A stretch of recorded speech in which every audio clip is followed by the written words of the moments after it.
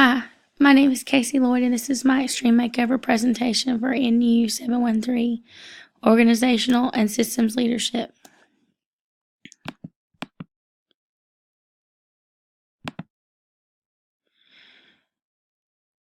During this presentation, we're going to analyze an example of miscommunication that's common to our culture of care. We'll identify present variables that predispose us to failures in communication. We're going to isolate our issues and talk about our organization as conversation. Then we'll give an example of better facilitation of care through better communication. NI gap versus communication gap. It was a busy morning in the intensive care unit, but then it always is. This day, like most other days recently, our unit was at max occupancy, and there was a patient in the emergency department who required an ICU bed. As usual, the overhouse supervisor would need to find a medical bed to transfer out a no longer critical patient so that they could free up a bed for the patient in the ER. The patient in question is a 65-year-old male presenting in a particularly impressive state of DKA. The nurse in question is a friend of mine, one whom I'd grown closer to as I worked as an acute care float pool nurse, and I had worked beside her in the emergency department. The ER nurse had called the unit twice, requesting both times to speak to me specifically. Both times I was particularly busy, with one freshly intubated patient who refused to be sedated despite all pharmacological efforts, and my other patient who refused to be still and who had yet again dislodged his transvenous pacer wires. I had just gotten off the phone with a cardiologist who confirmed he wished me to call radiology for the second time this morning to bring the C-arm to bedside so that he could resituate pacer leads, when the charge nurse forced another phone into my hands. The charge nurse explained that the ER nurse had called twice, asking to speak to me, and despite her best efforts, the charge nurse could not get the ER nurse to explain the nature of her call so that she might be able to help in my stead. With orders pending for my now transcutaneously paced patient, who was yelping with each QRS complex, I hurriedly answered the call. The ER nurse quickly described her predicament. The patient in question presented with an impressively high glucose level and in the 1200 range. The ER nurse stated that the initially calculated drip rate seemed a bit excessive at 46.3 units an hour, and she was curious if sometimes we ran insulin drips that high. I was honest and told her that sometimes we did, though it was rare.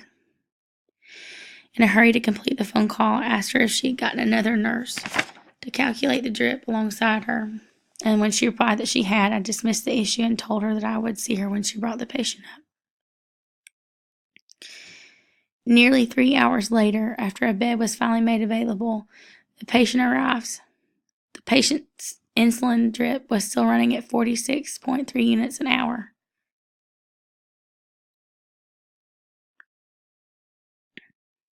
And after looking at the labs, we quickly realized that not only had the patient's drip not been titrated down with hourly glucose checks, the original drip rate was incorrect. Fluid and electrolyte resuscitation had not been done, and the patient's potassium and calcium levels were now critically low. In true unapologetic ICU nurse form, the receiving ICU nurse used a snide tone to dress down the ER nurse and question why she had failed to follow the protocol just like the rest of her fellow ER nurses. The ER looked up at me and was distraught. I had let her down. I had given her my approval of the rate in question. She had sought out counsel, and I had misunderstood to what degree she required it.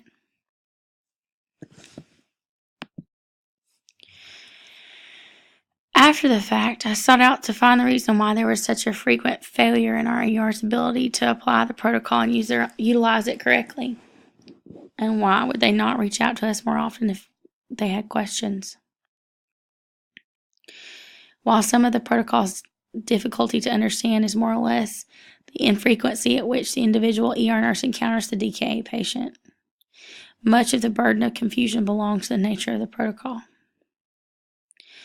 The protocol is not actually your typical protocol, but rather an algorithm. Adopted nearly 10 years ago, our insulin drip instructions were written more for a machine or computer to map out, rather than a living, breathing, busy nurse. To quote Tanner's Vice President of Nursing and Safety Officer, Melissa Robertson, "In all honesty, our DK protocol is not something a nurse can pick up and read and comprehend at face value. To understand this specific protocol, one has to actually be taught how to read it." As ICU nurses, we orient our young nurses to this process and insist on taking a DK patient with an orientee. We do this in order to allow the nurse to contextually familiarize with the protocol and to begin to understand it as a benchmark in preparing them to be competent. ICU nurses are unaware and unable to relate to ER nurses who have not been taught to read or react to the protocol.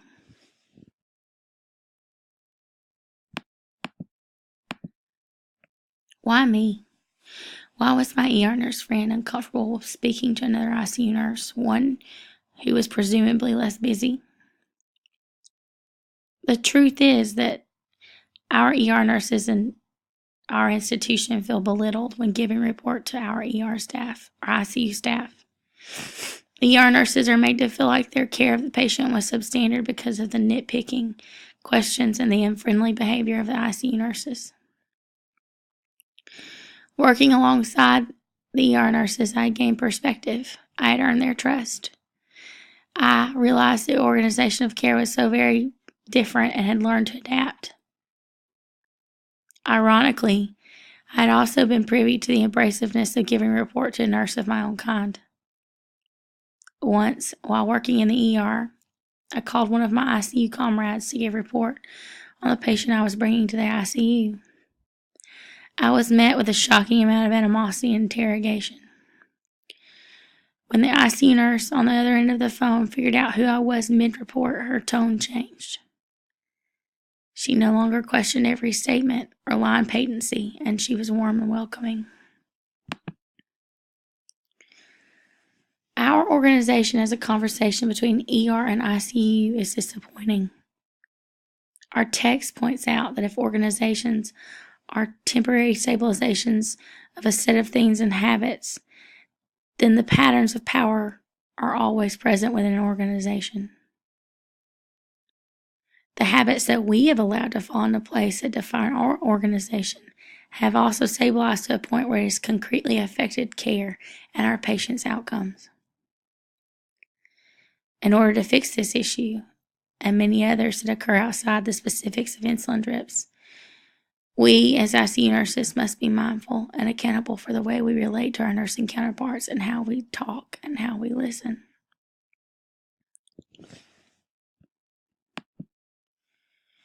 We have to choose to be present and undistracted. Mindfulness is becoming aware of our shortcomings in communication and our relatability to our ER and med-surg counterparts. Being present and actively attempting to connect to each other on each encounter to facilitate better relationships and increase the quality of our communication. We should choose our words and our tones carefully, speaking with the intent to create better relationships and understanding. We should listen with empathy and a desire to understand rather than to rebuff. We should work as an institution to listen actively so that we are better able to assimilate knowledge from our conversations and improve our communication and relationships with our nursing counterparts.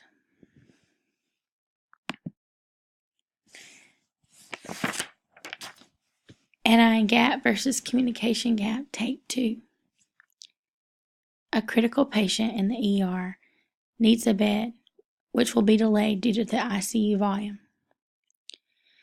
An ER nurse who is a friend of mine calls the unit because she has questions about a protocol. I am busy and unable to afford the time to stop and address the ER nurse's questions adequately. But the ER nurse feels comfortable reaching out to speak to an available ICU nurse because ICU staff is courteous and has behaved in a way that promotes good faith. An unencumbered ICU nurse relates to the ER nurse, being mindful of the complexity of the protocol and how unfrequently the ER nurse runs the protocol for more than an hour or so, and she is kind and reassuring while answering questions. The ICU nurse takes time to walk the ER nurse through the calculation of the drip rate and talks to the ER nurse about volume and resuscitation. Patient care is not complicated or delayed due to a failure in communication. The ER nurse feels encouraged and empowered by communication begotten between the ICU and ER staff on this instance, and the next time she or a fellow ER nurse has a question about a protocol, she will not hesitate or encourage another ER nurse to call and ask. As a result of better communication, care as a whole is improved.